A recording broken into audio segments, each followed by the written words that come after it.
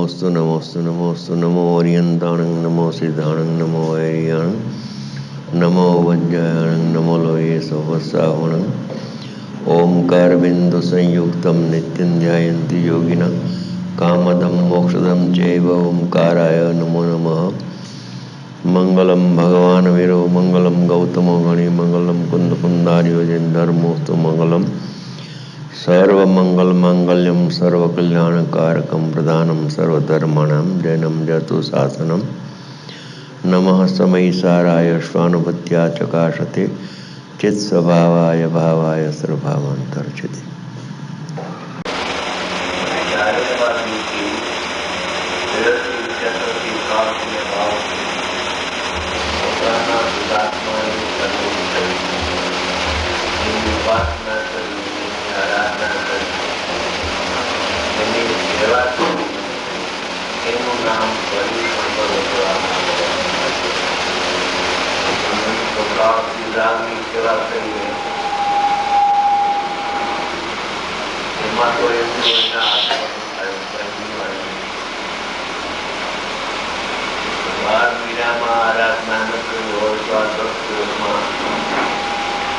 આરાધના તો જરૂર કરવાની છે.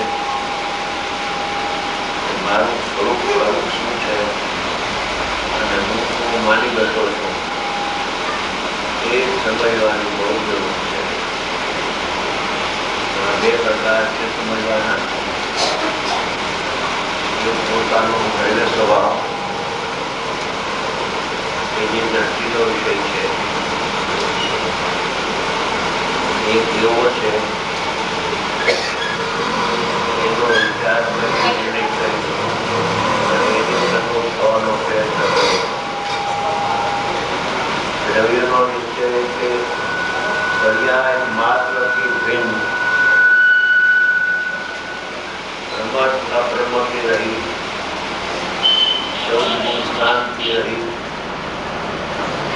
બંધને બંધના કારણથી રહી, મોક્ષને મોક્ષના કારણથી પણ રહ્યું. એવો દ્રવ્ય સ્વભાવ અનંત ગુણાત્મક, અનંત ગુણો ભેદ અને જેનું લક્ષણ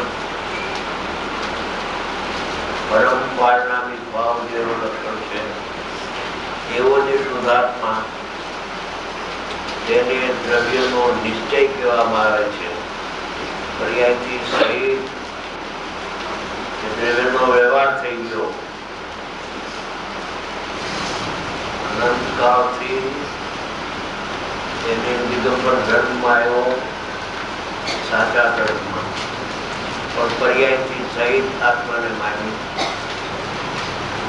ઉત્પાદ વય ધ્રુવયુક્તમ સત, ઉત્પાદ વયથી સહિત ધ્રુવને માન્યું, જાણ્યું.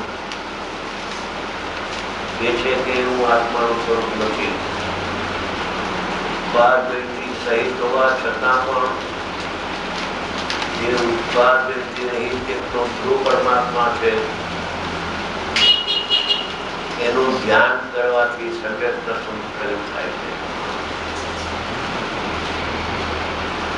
એ દ્રવ્યનો નિશ્ચય એને ધ્યેય કહેવામાં આવે છે.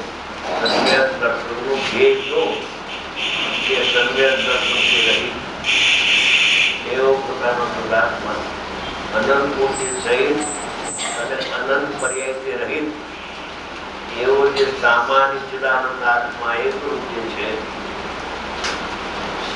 એ નિષ્ક્રિય છે, જેમાં બંધમોક્ષની ક્રિયા થતી જ નથી, એને દ્રવ્યનો નિશ્ચય કહેવામાં આવે છે. આ મૂળ પાયાની વાત છે, એકલાની વાત છે. આ કોઈ હાયર ક્લાસની વાત નથી, પણ અનાદિકાળથી અપ્રતિકૂળ જીવને આચાર્ય ભગવાન સમજાવે છે કે તારો શુદ્ધાત્મા છે કે તારી પર્યાયમાં થતા જે ચાર ભાવો ચાર પ્રકારના ભાવોનો વિસ્તાર કરવામાં આવે તો 50 પર્યાય થાય છે. વર્ણામિક ભાવના 3 ભેદ 3 છે. પર્યાયો જે 50 થાય છે, એ તારામાં નથી અને તું એમાં જતો નથી કોઈ કાળે. એનાથી ભિન્ન આત્માની ઉપાસના કરવાથી એને ધર્મની હજી શરૂઆત થાય છે, આદિ થાય છે, મધ્ય તો પછી અને પૂર્ણ તો એનાથી આગળ પછી, પણ ધર્મની શરૂઆત શુદ્ધ આત્માના અનુભવથી થાય છે. એની બીજી કોઈ ક્રિયા નથી. ગમે એવા શુભ ભાવ કરે કરતા બુદ્ધિએ તો કદાચ શરીરમાં જાય ત્યાં જઈને પણ દુઃખી થાય. પાપનું ફળ પણ દુઃખ છે, કોઈનું ફળ પણ દુઃખ જ છે એકાંતે. માટે પાપ અને પુણ્ય એ પ્રકારના આચરો એનાથી ભિન્ન જીવ તત્વ છે એનું લક્ષ્ય કરી એમાં લીન થવાનો પ્રયત્ન કરતા લીન થવાય છે અને એમાં આનંદનો અનુભવ થાય છે. ત્યારે ધર્મની હજી શરૂઆતથી એકલો એ દ્રવ્યનો નિશ્ચય ધ્યેય પર્યાયથી સહિત માને છે. એને દ્રષ્ટિના વિષયમાં ભૂલ છે.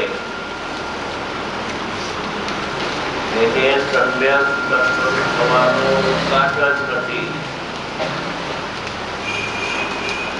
માટે એ ભૂલ કાઢી નાખવી પર્યાયથી રહિત સામાન્ય સિદ્ધાંત આત્મા ચૈતન્ય પરમાત્મા છે. એક બીજી ભૂલ કરે છે જ્ઞાનનો નિશ્ચય શું. જ્ઞાનની પર્યાયના વ્યવહારમાં આવ્યો અનંતવાર. જ્ઞાનની પર્યાયનો વ્યવહાર એટલે શું કે જ્ઞાન પરને જાણે છે એવા જ્ઞાનની પર્યાયના વ્યવહારમાં અનંતવાર આવ્યો. પણ જ્ઞાનની પર્યાયનો નિશ્ચય આત્માન આવ્યો એટલે જ્ઞાન અભિમુખ થતું નથી, બહિર્મુખ જ રહે છે. અભિપ્રાયમાં જ એમ છે કે ઉપરને જાણું છું, ઉપરને જાણું છું, ઉપરને જાણું છું, ઉપરને જાણું છું. પણ પદાર્થ મારા નહીં, પણ પદાર્થ મારા જ્ઞાનનું જ્ઞેય છે. એમ સ્વભાવને જ્ઞેય નહીં બનાવતા, વિભાવને ના વિષયોને જ્ઞેય બનાવતા અનંત આવ્યો તો પરને જાણતા તો સ્વ સુધાત્મા ત્રણ કાળમાં જણાશે. જ્ઞાનથી જરાક આગળ વધે તો જ્ઞાનીના વ્યવહારને પકડો કે સફર પ્રકાશક તો છે ને, એમ કરીને સફર પ્રકાશકના વ્યવહારમાં અટકે છે. સ્વપ્રકાશકનો નિશ્ચય શું, સફર પ્રકાશકનો નિશ્ચય શું, એ બે પ્રકારના નિશ્ચયનો અનુભવ થાય ત્યારે ખબર પડે. એની પહેલા બે પ્રકારના નિશ્ચય પ્રગટ થતા નથી. એક તો પરને જાણવાનો એકાંત પર પ્રકાશ, એ તો એનો સ્વભાવ નથી, છતાં હું પરને જાણું છું. એ જ્ઞાનની પર્યાયનો મોટો દોષ છે. એ દોષ કેમ નીકળે જ્ઞાનની પર્યાયનો, એનો અધિકાર આજે ચાલશે. દ્રવ્યના નિશ્ચયની વાત તો સમયસાર આખ્યામાં કરતા આવ્યા છે. હવે આ સમયસાર શાસ્ત્ર પૂરું થવાયું છે. 415 ગાથા છે. એમાં આ 382 ગાથામાં 10 ગાથામાં છેલ્લા એને આશીર્વાદ આપીને એની ભૂલ કેમ ટળે એવી કરુણા આવી છે કે એની ભૂલ ટાળવાનો આમાં ઉપાય છે. પહેલા તો જો ભૂલ જ ન લાગે કે હું પરને જાણું છું, એ તો સ્વભાવ છે. ભાઈ પરને જાણવું સ્વભાવ હોય તો તને આનંદ આવ્યો કે ના? આનંદ તો નથી આવ્યો. પ્રમાણિકપણે વાત કરજે ભાઈ, પ્રમાણિક થઈને વાત કરજે. આનંદ આવ્યો કે ના આવ્યો, કે આનંદ નથી આવ્યો, તો પરને જાણતા આનંદ આવે જ નહીં. પરને જાણતા આનંદ કાઢજો એનો, એને સમ્યક દર્શન પણ થયું નહીં અને અતિન્દ્રિય આનંદ પણ એને આવ્યો નહીં. એટલે અપૂરો વાત 10 ગાથામાં મુકુદાચાર્ય ભગવાન અહીંથી સૌદેહે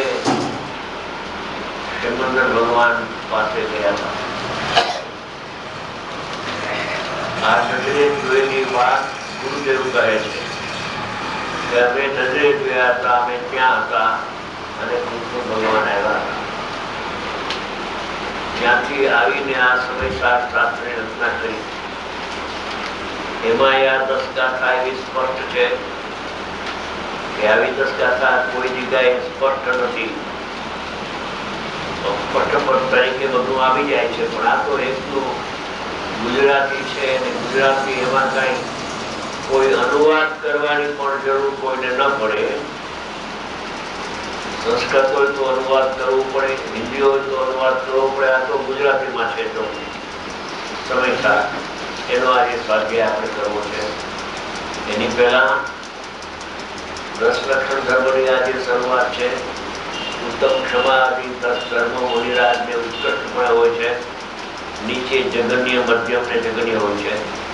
તો એના ઉપરના ગુરુદેવના વ્યાખ્યાનો છપાઈ ગયા છે 10 લક્ષણ પર્વોના. એમાંથી આ પહેલું ઉત્તમ ક્ષમાનો દિવસ છે. પછી ક્ષમાપના કાર્યક્રમોના છેલ્લે પ્રતિક્રમણ કરીને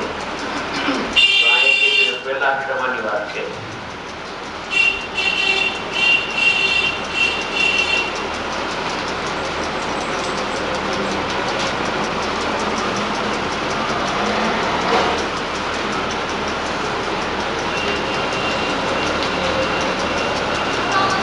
એક ભાઈ કહેતા હતા કે આ 10 લક્ષણ પર્વના વ્યાખ્યાન લેવા દો, પણ ત્યાં મળ્યા નથી.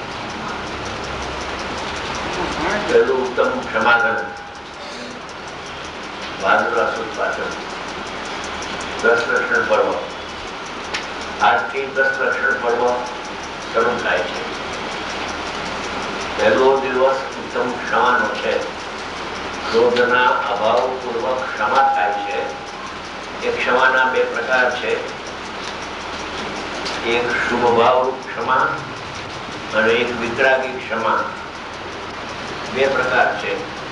પહેલો પ્રકાર ક્ષમાપનાનો તો પરસ્પર યોગ કરે છે, પણ એ તો ઉત્તમ ક્ષમા નથી.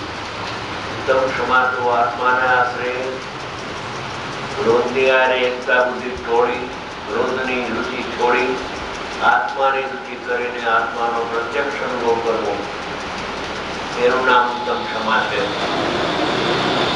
આ ચારિત્ર દશામાં વર્તતા મુનિઓને ઉત્તમ ક્ષમા 10 પ્રકારના ધર્મો હોય છે.